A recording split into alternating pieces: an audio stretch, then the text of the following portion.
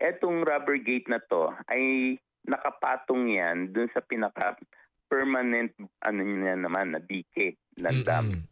So, ang dam natin ng Bustos Dam ay 17 ano 'yan, normally nasa 17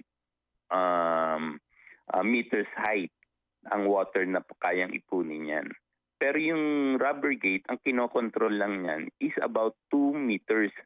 In fact, kahapon, ang level ng tubig natin ay 17.38. Naka-inflate yan dahil nga na-maintain niya yung tubig na 17.38 nung naka-inflate siya.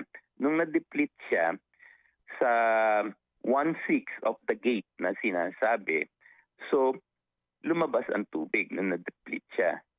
So dito sa bagay na to, makikita niyo yung proportion ng gate. It's only 1/6 of the gate. In fact, hindi pa nga 1/6, 1/8 of the gate lang.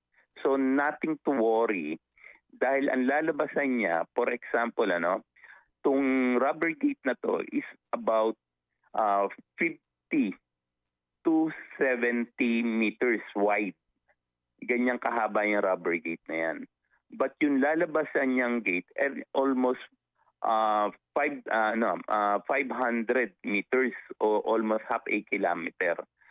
So the 1/6 o the 1/8 part ang naguho para buhusan yung 5,500 meters. So maliit lang yan na bukas kung tutusin. Malakas lumabas dahil bigla. So pero kung titingnan, ayan ba ay delikado o hindi o magkokos ba ng baha para punuin yung Along Angat River na nagko-cover ng another 6 municipalities? Ito ay mahina lang. Mali lang ang masyadong nailabas ng mga post ng mga netizens. ng mga netizens.